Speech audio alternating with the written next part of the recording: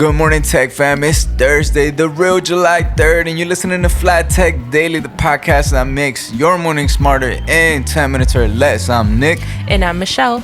In today's episode, we're talking about sneaky USB tricks, facial recognition on dating apps, and how Tesla's China strategy might be driving off a cliff. For our first topic, Tesla squeezes out more range in China but cannot shake off growing local competition. For our second topic, Nintendo breaks USB-C compatibility on purpose, and accessory makers are not happy. For our third topic, Tinder introduces mandatory face scans to fight fakes and catfishes. For our fourth topic, America's air traffic control crisis. What's really grounding your flights? And for our fifth and final topic, the iPhone 17 Pro Max may get its biggest battery ever, and we mean big. Let's fly. For our first topic, Tesla's adding up 25 miles of range in its cars in China without changing the battery.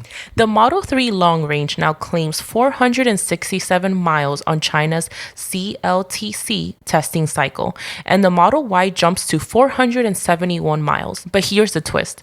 Tesla didn't upgrade the battery tech. It's all just tweaks in software and efficiency. Meanwhile, local brands like Xiaomi are lighting up the charts. Their YU7 EV just racked up 200,000 pre-orders in minutes, and it charges way faster, has LiDAR, and costs less. Tesla, by contrast, is losing market share in a country where EV sales are up 35%. It's not political backlash either. In China, consumers just prefer flashier, more feature-packed local models. Tesla's minimalist design is falling flat, especially with competitors offering better specs and AI features. Nick, so what is the takeaway for our Chinese listeners? Tesla's mileage boost might be clever, but in China, software tweaks won't beat next-gen competition.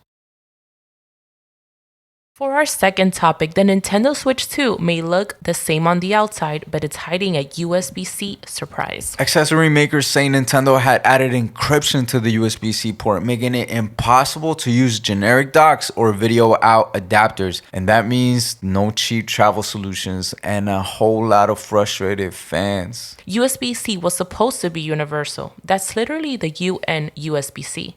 But Nintendo has a history of restricting accessories, and this time even top third-party brands are pausing development on Switch 2 docks. I don't know, I'm thinking of calling my lawyers. Why would Nintendo do this? Theories range from hardware protection to profit motives, but it means less convenience for gamers, especially those on the go, which is everybody. So Michelle, what's the takeaway for our Mario camp? USB-C might be universal unless you're Nintendo.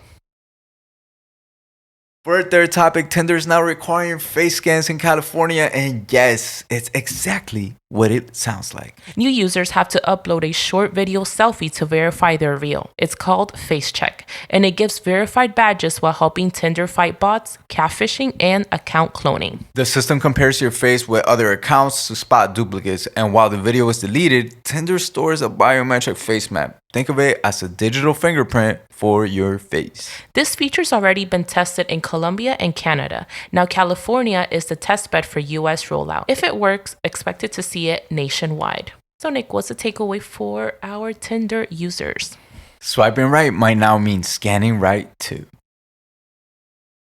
For our fourth topic, America's air traffic control system is in crisis, and Newark is just the tip of the runway. The government celebrating fixing Newark's main runway last month. Then staffing shortages forced a ground stop just 2 days later.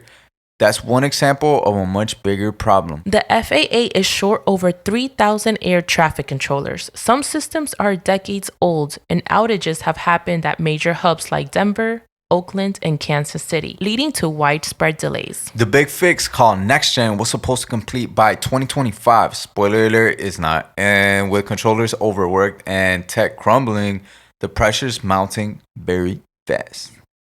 So Michelle, what's the takeaway for all our FAAers? America's airspace runs on ancient tech, and that's grounding more than just planes. And for our fifth and final topic, new rumors suggest that Apple's next flagship phone, the iPhone 17 Pro Max, could feature a massive 5,000 milliamp battery. That would be the biggest battery ever in an iPhone.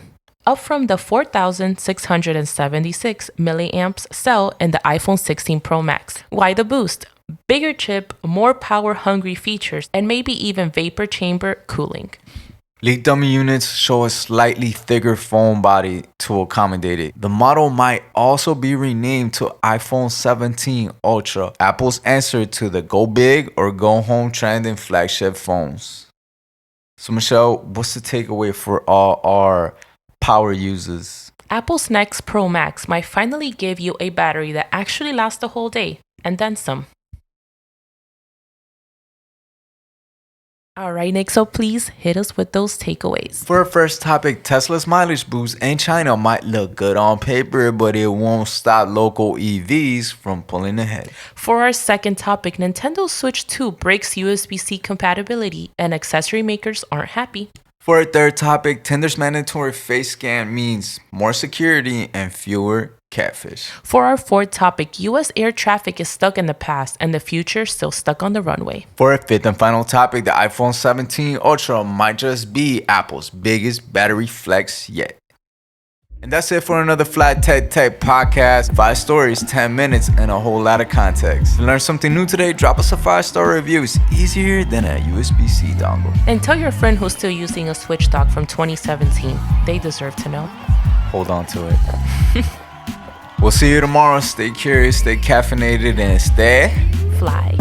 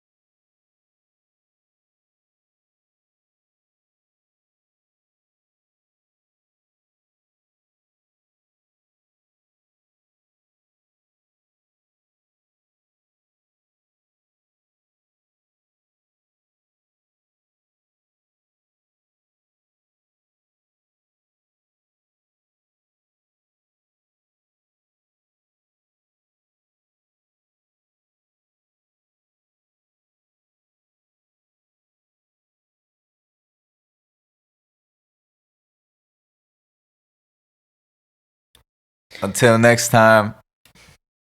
Say peace. Peace.